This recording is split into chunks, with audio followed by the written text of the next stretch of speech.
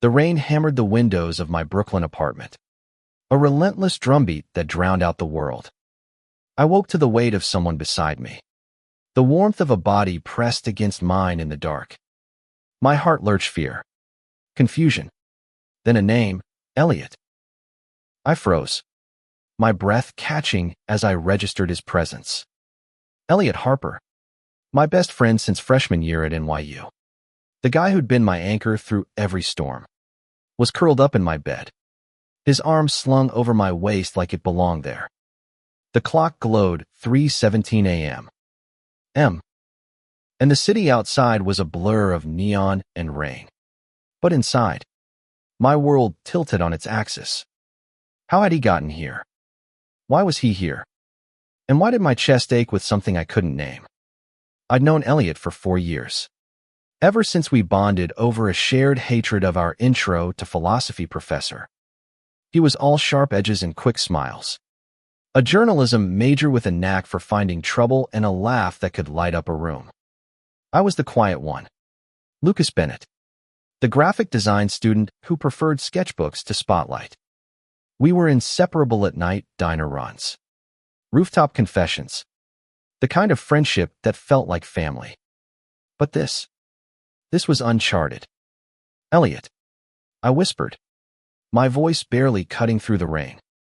He stirred, his hazel eyes fluttering open, catching the faint glow of the streetlights. For a moment, he looked as startled as I felt, like he'd been caught somewhere he wasn't supposed to be. Then his expression softened, and he didn't move away. I couldn't sleep. He murmured, his voice low. Raul, I needed to be here. I should have pushed him away. I should have demanded answers. Told him to get back to his own apartment 3 blocks away. But I didn't. I lay there, my heart pounding, as the rain kept falling and the truth hung heavy between us. Because deep down, I knew this wasn't just about one night. This was about every glance we'd shared, every touch that lingered too long, every moment I'd buried because I was too afraid to face it. The next morning, I woke to an empty bed. The sheets were cold, but Elliot's scent cedar and something distinctly him lingered. I found him in the kitchen, flipping pancakes like nothing had happened. He grinned, tossing me a plate, but his eyes avoided mine. You sleep like a rock. Lucas, he said, too casual. Didn't even notice me sneaking in. I wanted to call him out, to ask why he'd climbed into my bed, why he'd held me like I was something precious. But the words stuck in my throat. Instead, I ate my pancakes, the silence between us thick with things unsaid. That was the thing about Elliot, could make you feel like the center of the universe one minute and leave you grasping at shadows the next. Over the next week, he acted like nothing had changed. We went to classes, grabbed coffee, argued about the best Scorsese films. But I couldn't shake the memory of his warmth, the way his breath had brushed my neck. I started noticing things I'd ignored before, the way his hand lingered on my shoulder, the way he'd watch me when he thought I wasn't looking. It was maddening, exhilarating, terrifying. Then came the night at the Rusty Anchor, a dive bar in the East Village where we'd spent countless Fridays. The place was packed, the air thick with cigarette smoke and cheap beer. Elliot was on his 3rd whiskey, his laughter louder than usual, his eyes brighter. He leaned in close, his knee brushing mine under the table, and said, "You ever think about what we could be, Lucas?" My heart stopped. The bar noise faded, and it was just us, his words hanging like a dare. I opened my mouth to respond, but then Sarah, our mutual friend, slid into the booth, oblivious to the tension. "What are you two whispering about?" she teased, and the moment shattered. Later, as we stumbled back to my place, the city buzzing around us, Elliot grabbed my arm. "I meant it," he said, his voice unsteady. "That night, it wasn't a mistake. I've been in love with you for years, Lucas. I just didn't know how to say it." The world spun. I wanted to scream, to kiss him, to run. Instead, I stood there, frozen, as he waited for me to say something, anything. But I couldn't. Not yet. Because loving Elliot meant unraveling everything I'd built, my family's expectations, my own fears, the safe little box I'd shoved my heart into. The days after Elliot's confession were a blur of avoidance and ache. I'd see his name light up my phone and let it go to voicemail. His voice a ghost I wasn't ready to face. I told myself I needed space.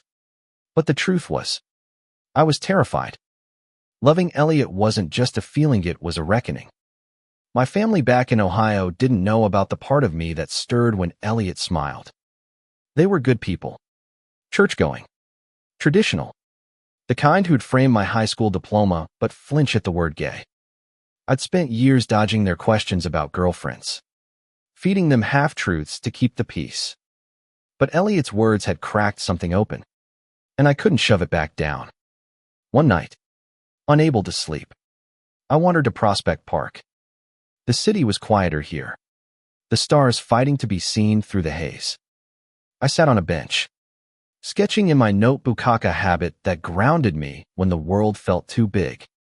I drew Elliot without meaning to, his sharp jawline, the curve of his lips, the way his eyes held a storm and a sunrise all at once. I was so lost in it that I didn't hear him approach. "You're avoiding me," he said, his voice soft but firm. He stood a few feet away, hands shoved in his jacket pockets, his breath visible in the chilly air. I closed my notebook, my face burning. "I'm not." I lied, but he saw right through me. "Lucas, talk to me." He sat beside me, close enough that our shoulders brushed. "I didn't mean to scare you, but I'm tired of pretending I don't feel this." I wanted to tell him I felt it too, that I'd felt it for years, buried under layers of fear and denial. But the words wouldn't come. Instead, I said, "My family, they wouldn't understand. And I don't know if I can handle losing them."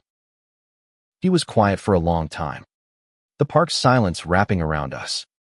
Then he said, "You don't have to choose between them and you. You deserve to be happy. Lucas, we both do." His hand found mine, tentative at first, then firm. It was the first time we'd touched like this, deliberate, unguarded. My heart raced, but I didn't pull away.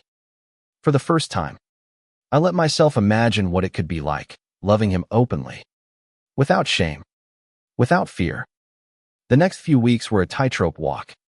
We didn't define what we were, but we didn't pull back either. We'd meet at our favorite diner, sharing fries and stolen glances. He'd show up at my studio with coffee, watching me paint with a smile that made my chest ache. But the world wasn't as kind as those moments. I'd catch strangers' stares when we got too close, hear whispers in the halls at NYU. And every call from my mom felt like a countdown to a conversation I wasn't ready for. Then came the letter. It was waiting in my mailbox. No return address, just my name in neat, unfamiliar handwriting. Inside was a single sheet of paper. The words typed in cold, "We know about you and Elliot. Stop, or everyone will know." My stomach dropped. I read it again, then again, the words blurring as panic set in. Someone had seen us. Someone was watching. I didn't tell Elliot at first. I couldn't bear to see the hurt in his eyes. Or worse, the guilt. But secrets have a way of festering. And when he found the letter crumpled in my desk drawer, his face hardened. "Who sent this?" he demanded, his voice shaking with anger. "I don't know," I said, my voice barely above a whisper. "But they mean it. Elliot, what if my family finds out? What if—" He cut me off, pulling me into his arms. "Let them talk. Let them try to tear us apart. I'm not going anywhere. Lucas, not unless you tell me to." I wanted to believe him, to cling to his certainty. But fear is a powerful thing. and it was clawing at me, whispering that Thysiscald cost me everything. The letter changed everything. I started looking over my shoulder, jumping at every notification, every knock on my door. Elliot tried to keep things light, dragging me to art galleries and late-night movies. But I could see the worry in his eyes. He was scared too, but he hid it better. His defiance a shield for us both. One night, we ended up at a small gallery in Soho, a student showcase where one of my paintings was on display. It was a piece I'd poured my heart into, two figures in a storm, their hands reaching for each other against a backdrop of chaos. I hadn't told Elliot it was inspired by us, but when he saw it, his breath caught. "This is us," he said, his voice barely audible over the hum of the crowd. I nodded, my throat tight. "Yeah, it is." He turned to me, his eyes fierce. "No matter what happens, Lucas, this is worth it. You're worth it." But worth it or not, the world was closing in. The next day, I got a call from my mom. Her voice was strained, not her usual warmth. "Lucas, someone sent us a letter.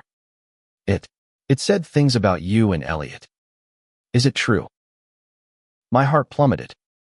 I stammered, trying to deflect. But she pressed. "Your father's upset.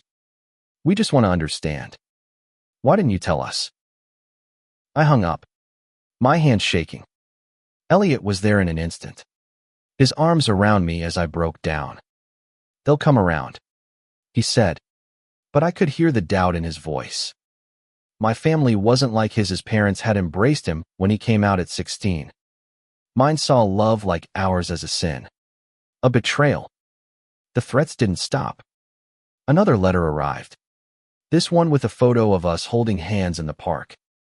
The message was shorter, sharper. "End it, or we'll make sure everyone knows." I started to pull away, canceling plans, keeping my distance. Elliot noticed. Of course. He always did. One night, he showed up at my apartment, his eyes blazing. "You're shutting me out," he said, his voice cracking. "I know you're scared, Lucas, but you can't let them win. You can't let fear take this from us." "I'm not like you," I snapped, the words spilling out before I could stop them. "You're brave, Elliot. You don't care what people think. But I do. I care what my family thinks, what the world thinks. I can't just be this." He looked like I'd slapped him. For a moment, I thought he'd walk out, and part of me wanted him to. It would have been easier. But instead, he stepped closer, his voice soft but unyielding. "I'm not asking you to be me. I'm asking you to be you. The you who loves me back, even if it's messy, even if it's hard." I broke then, tears streaming down my face as I admitted the truth. "I do love you, but I'm so scared. Elliot, I don't know how to do this."